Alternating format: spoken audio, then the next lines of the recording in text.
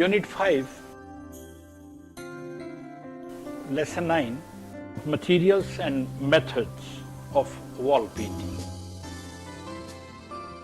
Wall painting could be divided into two forms. One is the fresco painting and another is the wall painting, which we call mural painting today. When we talk of fresco painting,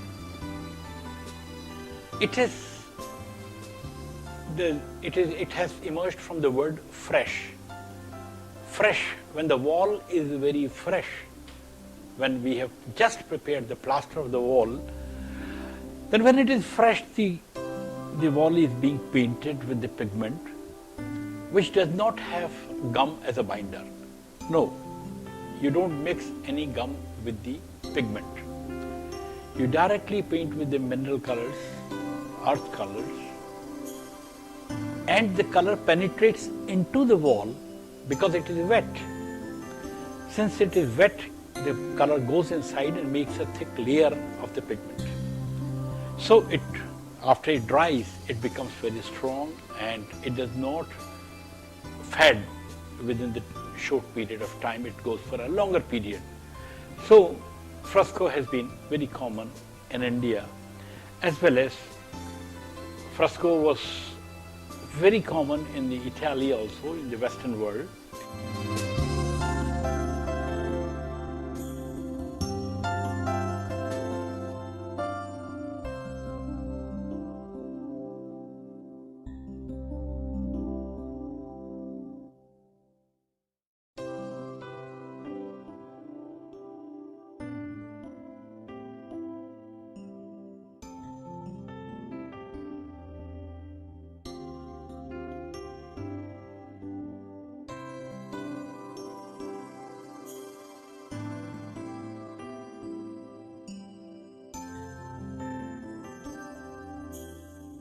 Indian fresco painting.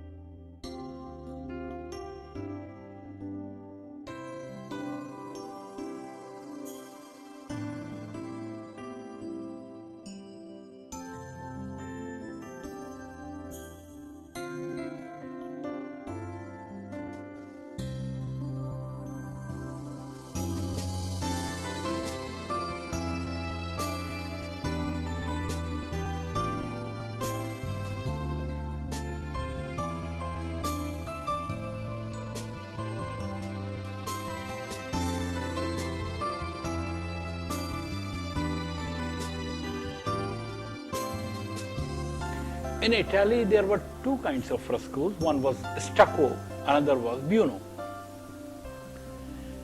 The stucco process is quite similar to our Indian method of fresco painting, which is known as ala gila process. Ala gila is a Rajasthani word. Ala and gila, both words means when it is wet. So, ala gila process is just similar to the stucco of the Italian fresco painting. Now, how we do it? There is lime,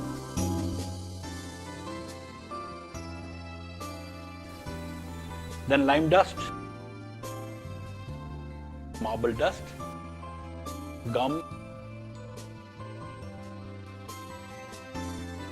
sand, yellow part of egg, the natural colors or natural dyes, we have natural dyes like Neil. Now, Neil was grown in Afghanistan or in the distant part of Persia, etc. So it was imported from that side. It came. So is the mercury oxide, the sindoor, that has been borrowed from the other areas of Persia, etc. But in major, we have been using the burnt sienna color, which is red oxide. We have been using khadiya, which is white gypsum. Then we have been using black, the kajal, the black powder. Out of burning the lamps, we prepare this black color. Similarly, we use yellow color, yellow oxide. Then there are few processes of preparing few colors also. For example, there is one yellow, chrome yellow color, which is known as pyawdi. Now, there is a very long process of preparing pyawdi. A cow is fed with mango leaves when, in the March and end of March, in the beginning of March, we have the new leaves on the mango leaves. These new leaves are being picked up and it is being fed to the cow. And they put a layer of yellow clay on a cloth, and this cloth is being put on a pot. And the urine of the cow is being taken next day onto it, and it passes through yellow clay into the pot. And that pot later on is that urine is being boiled, and they boil it to the extent that it turns into a solid, and then it is left to dry. That is the pyawdi process. It's a very tedious process because in most of the times the urine gets spoiled and you don't get the color of your intensity. But there were masters who did it. You see, in mineral colors, then we have one kind of colors, mineral colors, we have red oxide, yellow oxide, etc., and gypsum, etc. But then we have stone colors also. There are 6-7 kinds of stones through which we get red, we get green, we get yellow. So these stones are equally important. This color is a stone color which is known as mudra siddhi. It gives a tone of almost near yellow ochre, mainly used in the faces and hands of the human figures. This is, in English we call this a stone mention stone, but in Hindi we call it Narangi Bhata. This is again a very hard stone which is being rubbed on the ground with little drops of water, and when the color dries, it is ready to use. This is a Singraf stone, and artists call it Hinglu.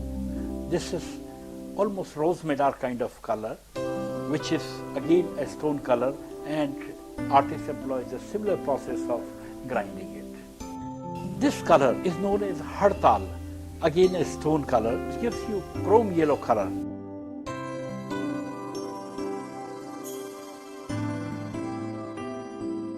This is gypsum, known as khadiya here, used for the white tone, but this is comparatively softer color.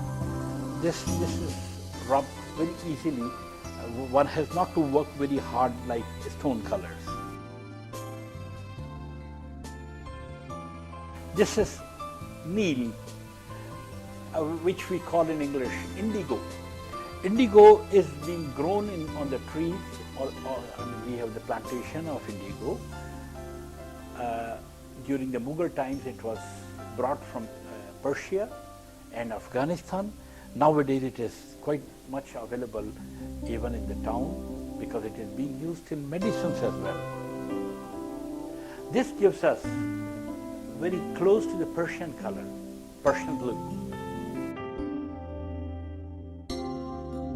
If your color is very strong in saturation, then you can mix this particular stone color. This is known as rasod. Rasod is being blended with water after rubbing it, and then it could be applied on the painting to dull the colors, to reduce the hue of the color. And there is a very, very tedious process of preparing these stone colors. You take the stone, rub it on the stone for a few days, and the liquid that passes there, and it is a very slow process. You have to rub it very slowly, you can't make hurry.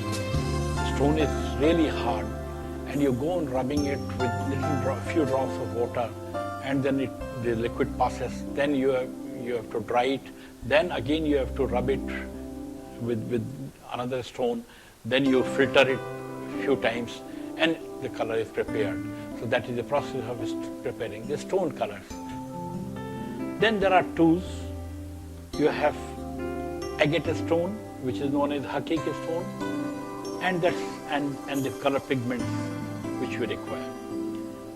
Sometimes we do use tracing paper also to trace our drawings, to transfer our drawings to the wall. Now how it is done? On a normal wall, we apply a plaster of lime into 1:3 proportion. 3 is the marble dust and 1 is the lime. But then lime is prepared. There is a process of preparing the lime. The lime is dipped into the water with little milk into it. The cow milk is used, and that too unboiled. The cow milk is added to the water, and it is being kept for 3 months, 4 months. So the lime becomes very smooth and silky. And this lime is being mixed with the marble dust, and first layer of marble dust is created. Marble dust and lime is plastered over the wall. Then we have pure lime. The pure lime, which has been dipped with the milk and with the water, that lime layer is being done there.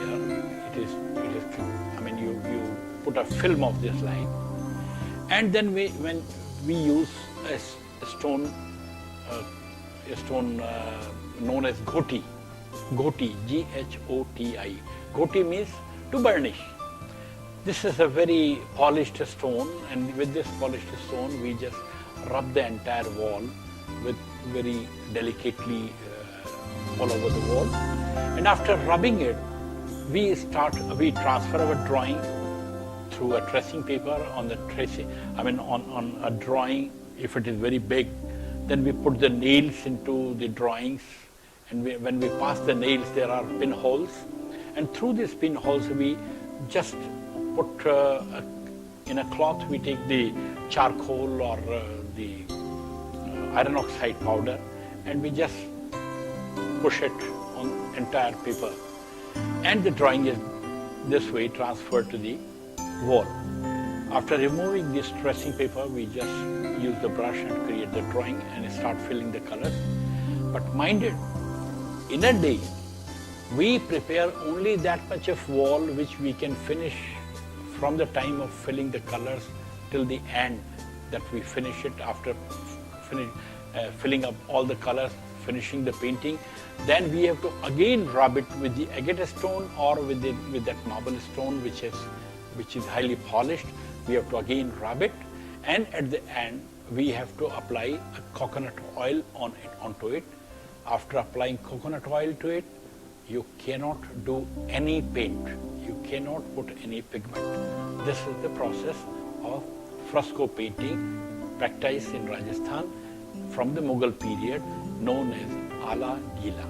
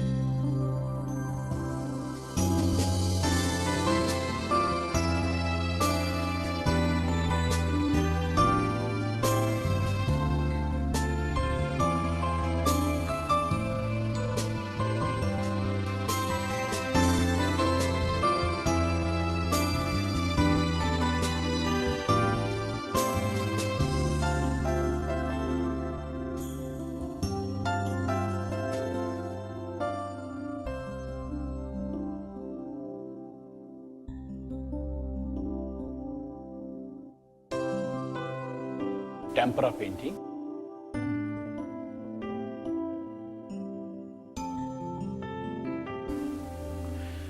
Another process in wall painting is the mural kind of painting. We can also call it tempera painting, which has been also practiced in Rajasthan. Here in this process, we have the marble dust and the lime plaster is being done. 1:3, same proportion.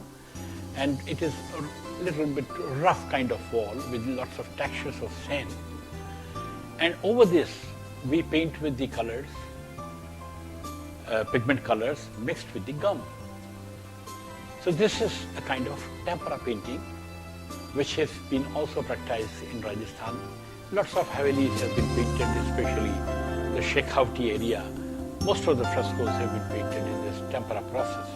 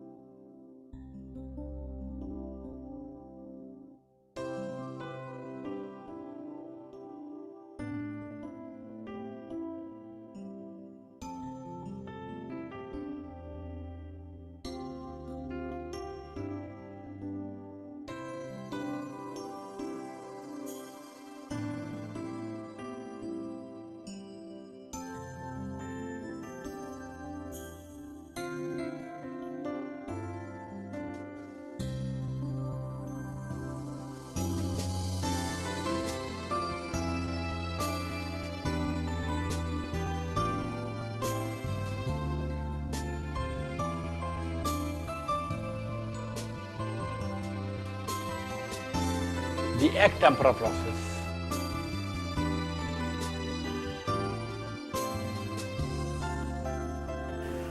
The third process, which was very common in Europe, was the egg tempera process. In egg tempera, instead of gum, you use the yellow part of egg. You mix it as a binder and you just paint on the wall, plastered wall. It also stays for much longer period in comparison to our tempera painting.